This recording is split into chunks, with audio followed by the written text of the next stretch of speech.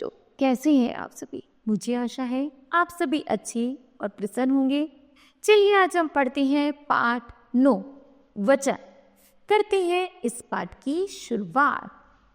वचन का अर्थ है संख्या।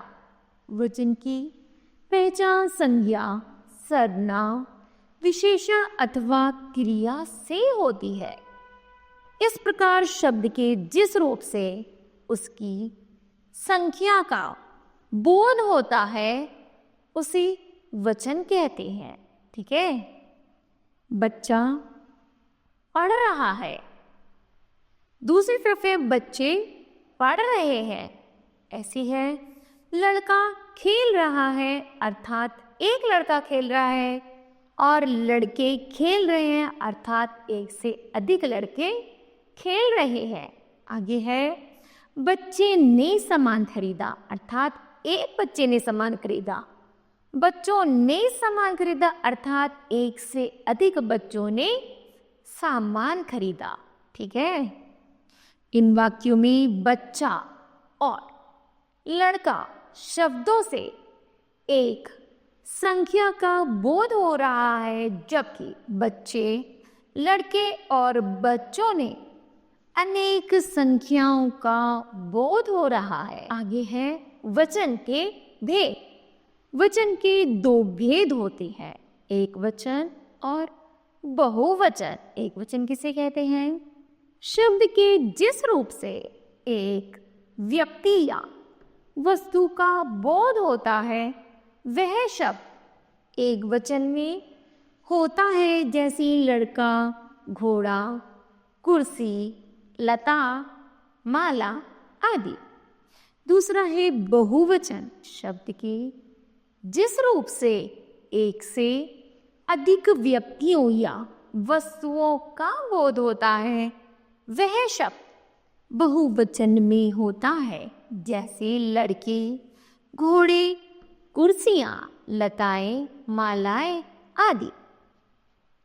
याद रखिए, व्यक्तिवाचक संज्ञाएं एक वचन में होती हैं, लेकिन यदि उन्हें बहुवचन में प्रयोग किया जाए तो वे जातिवाचक बन जाती है।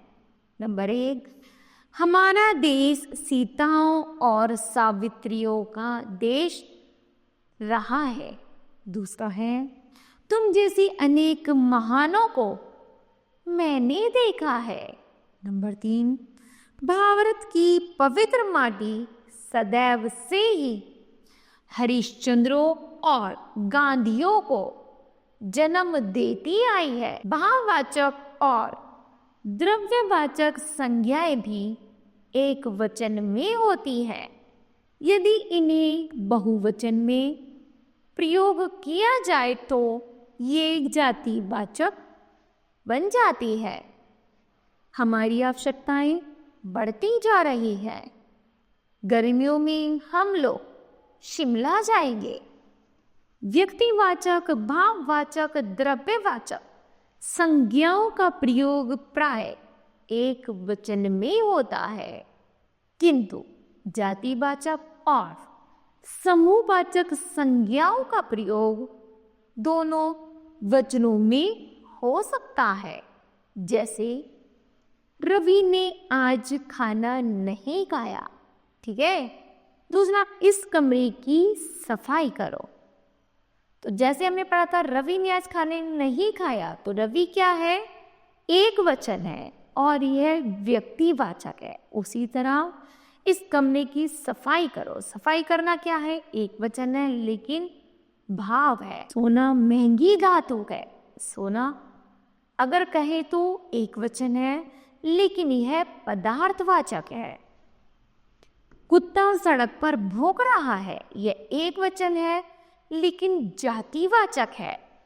उसने 4 कुत्ते खरीदे, यह क्या है? 4 क्या है? एक वचन में है लेकिन यह समूहवाचक को बता रहा है। आदरात शब्द जी साहब, महोदय आदि लगने पर एक वचन शब्द भी बहुवचन की तरह प्रयोग होते हैं। जैसे आज पापा बीमार है, मेरे पापा अभी नहीं जाएंगे, मेरे पापा अभी नहीं आएंगे। अर्थात कुछ सदैव, कुछ शब्द सदैव पुल्लिंग में ही अथवा कुछ शब्द सदैव पुल्लिंग में ही प्रयोग होते हैं। जैसे हम समाचार सुन रहे हैं, आप इस फाइल पर अपने हस्ताक्षर कर दीजिए। आगे है, इतने लोग कहाँ जा रहे हैं, आप मेरी बात क्यों नहीं मान लेते। उसके प्राण अपने बेटे में अटके हुए हैं, आप दिल्ली क्यों नहीं जाते। आगे है, आपके दर्शन हो गए, यही बहुत है।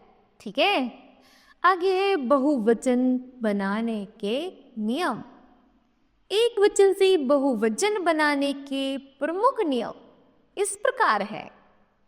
अकारांत पुल्लिंग शब्दों की अंतिम आ को एक करने पर, जैसे पुल्लिंग में है घट्टा, तो स्त्रीलिंग बनेगा घंटे, मेला का मेले, ठेला का ठेले, जूता का जूते, ताला का ताले और शीशा का शीशे।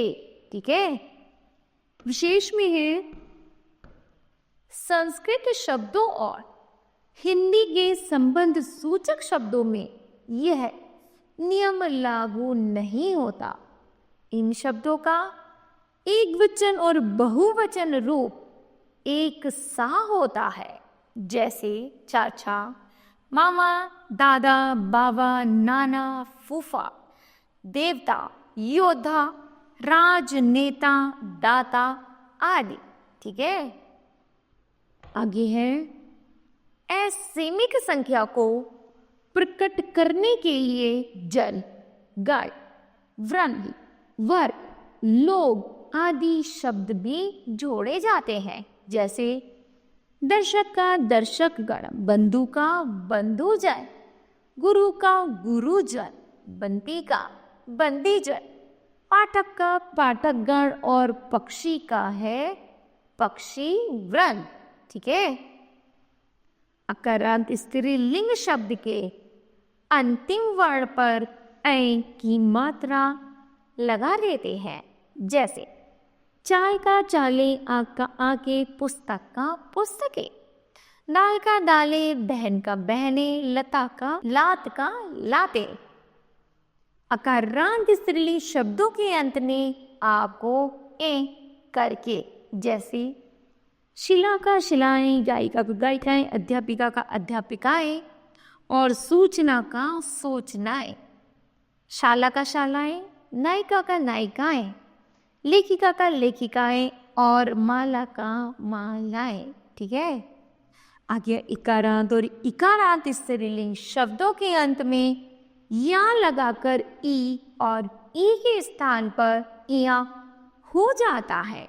जैसे लड़की का लड़कियां, दवाई का दवाइयाँ, मिठाई का मिठाइयाँ, सीढ़ी का सीढ़ियाँ, शहनाई का शहनाइयाँ और लड़ाई का है लड़ाइयाँ। या शब्दों के अंत में या को या में बदलकर चिड़िया का चिड़िया, बिटिया का बिटिया, बुढ़िया का बुढ़िया, गुड़िया का गुड़िया, खटिया का खटिया और पुतिया का पुतिया। कुकरहात स्त्रीलिंग शब्दों में ऊ को ऊ में बदलकर ए जोड़ देने से बहुवचन बन जाते हैं। जैसे लू का लुएं, वधु का वधुएं, जू का जुएं, बहू का बहुएं। ठीक है, चलिए बताओ बच्चों, आपने आज इस पाठ से क्या सीखा। तो हमने सीखा वचन से संज्ञा अथवा सर्वनाम की संख्या का बोध होता है। वचन दो होते हैं, एक वचन व बहुवचन। एक वचन से एक संख्या का बोध होता है, बहुवचन से एक से अधिक संख्याओं का बोध होता है। सम्मान सूचक शब्द हमेशा बहुवचन रूप में प्रयोग होते हैं। ठीक है, इस तरह बच्चों यह पाठ समाप्त होता है। मुझे आशा है कि आप सभी को भी यह पाठ समझ आया होगा। धन्यवाद।